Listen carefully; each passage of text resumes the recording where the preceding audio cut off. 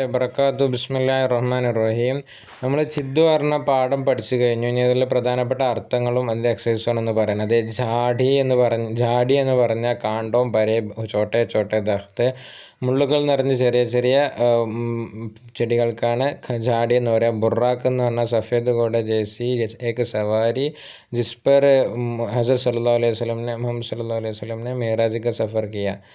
അതൊരു വെള്ള കുതിരൻ്റെ പോലുള്ള ഒരു വാഹനമാണ്. നബി സല്ലല്ലാഹു അലൈഹി വസല്ലം തങ്ങൾ മേറാജിൻ്റെ യാത്ര ചെയ്ത. സീൻ എന്ന് പറഞ്ഞാൽ ഗോഡയൊക്കെ പീഠ് പർ കസാ ജാനെ വാല മസ്ബൂത്ത് ഒരു മോട്ട കപ്പട, കുതിരയുടെ പുറത്ത് ധരിപ്പിക്കപ്പെട്ടിട്ടുള്ള നല്ല ഉറപ്പും നല്ല വീതിയൊക്കെ ഉള്ള വസ്ത്രത്തിന് പറയും. അല്ലെങ്കിൽ ചമട്ടേക്ക പട്ട, ചമട്ട എന്ന തൊലിമേലുള്ള പട്ടല്ലേ, ഈ നായിൻ്റെ കോത്തിലൊക്കെ ഉണ്ടാകുന്ന പട്ട, അതിന് പറയും. പിന്നെ ചാബക്ക് എന്ന് പറഞ്ഞാൽ കോട, അവർ തന്നെ ഹണ്ടർ. ഈ കോട എന്നാൽ ചാട്ടവാർ, ഹണ്ടർ എന്നൊക്കെ പറഞ്ഞാൽ ചാട്ടവാറിനാണ് പറയാം. ദർക്കാർ നമ്മൾ പറഞ്ഞാൽ ആവശ്യം, അത്യാവശ്യത്തിനൊക്കെ പറയും. പിന്നെ റസീദ് എന്ന് പറഞ്ഞാൽ വസൂലിക്ക റെസിപ്റ്റ്.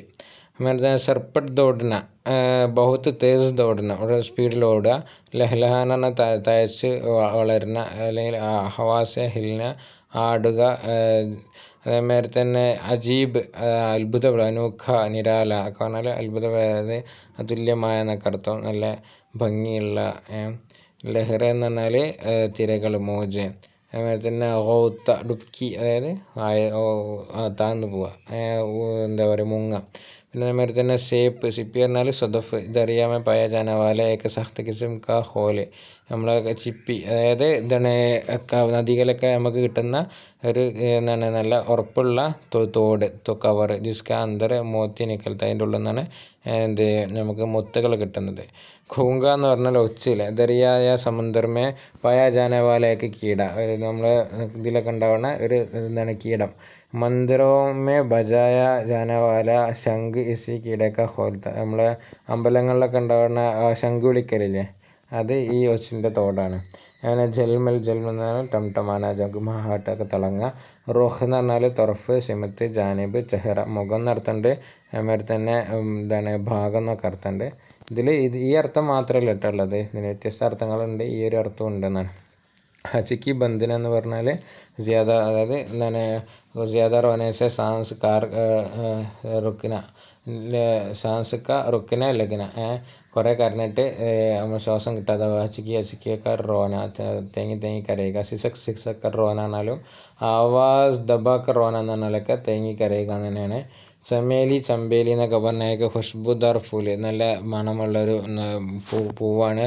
കനാം ജിസെ പാരസ്യമേ യാസ്മീൻ കഹത്തെ, അതിന് മുല്ലപ്പൂ, ജാസ്മിൻ എന്ന് പറയുന്നു പാരസിയിൽ. ഷാഹ ചില്ലകൾ അല്ലെ, ഷാഹക്കി ജമ്മ് ടഹനിയാൻ ഡാല എന്നൊക്കെ അർത്ഥം.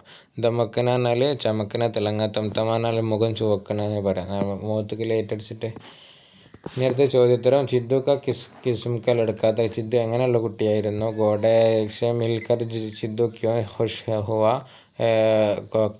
കുതിരയെ കണ്ടുമുട്ടിയുണ്ട് എന്തുകൊണ്ടാണ് സിദ്ധുവിന് സന്തോഷമായത്. സിദ്ധു കാ ഗോഡെ പർ സവാർ ഹോക്കർ കഹാ സെ ഗുസറ, കുതിരൻ്റെ മേത്ത് കയറിയിട്ട് എവിടെയൊക്കെ യാത്ര ചെയ്തു. ഗോഡയ്ക്ക് ഗേലിയെ റേത്ത് പർ ചെല്ലാ ക്യോൻ ദുഷ്വാർത്ത്, എന്തുകൊണ്ടാണ് മണൽത്തിട്ടയുടെ മേലിൽ കുതിരയ്ക്ക് യാത്ര ചെയ്യാൻ ബുദ്ധിമുട്ടായത്. സിദ്ധുവിനെ സമന്ദർ കി സേർ കേസയിലേക്ക്, കേസയ്ക്ക് എങ്ങനെയാണ് സമുദ്രത്തിൽ സിദ്ധു യാത്ര ചെയ്തത്. കാലെ കപ്പടെ പഹനെ ഹുയ ഔറത്ത് കോൻ തി, ആ കറുത്ത വസ്ത്രം ധരിച്ചത് ആരായിരുന്നു, ആ പെണ്ണ് ആരായിരുന്നു. അവർ കഹാൻ ജാ രഹി തി, എവിടേക്കായിരുന്നു പോയിരുന്നത്.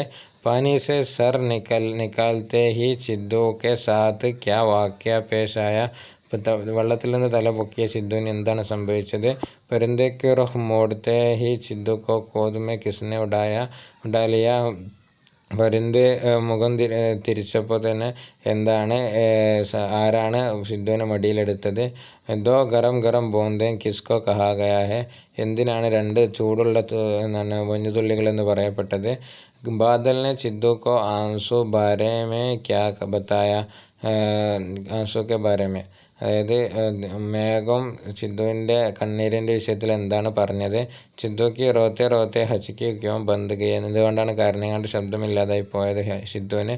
ഉസ്നെ ക്യാ ഹായ്സ് സോയർ കി, പിന്നെ എന്ത് ആഗ്രഹമാണ് പ്രകടമാക്കിയത്.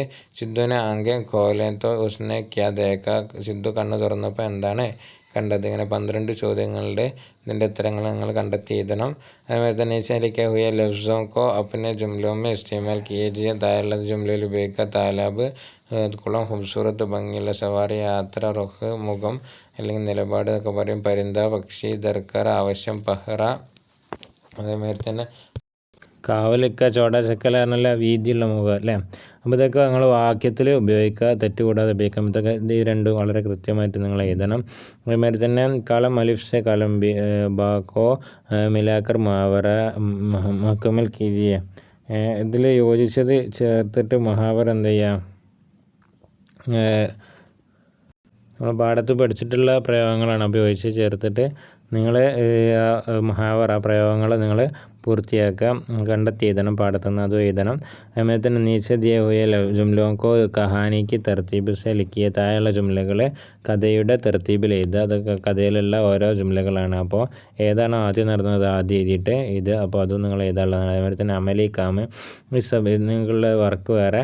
ഇസി സബക്ക് മേ മനാസിറ ഫിത്രത്ത് കാ ഇദ്ഹാർ ജഗ ജഗ മുഖ്തലിഫ് അന്ദാസ് സെ ക്യാ ഗയാ ഹെ. ഇവിടെ പ്രകൃതിയിലെ വ്യത്യസ്ത കാഴ്ചകളൊക്കെ നമ്മൾ വ്യത്യസ്ത രീതിയിൽ പറയപ്പെട്ടിട്ടുണ്ട്. ജയ്സെ കേത്തി ലഹ്ലഹ രഹീത്തി, വയലുകളൊക്കെ തഴച്ച് വളരുന്നതായിട്ട്. അതേമാതിരി തന്നെ ലാൽ നീലെ പൂൽ കുലെ ഹുയാത്തെ.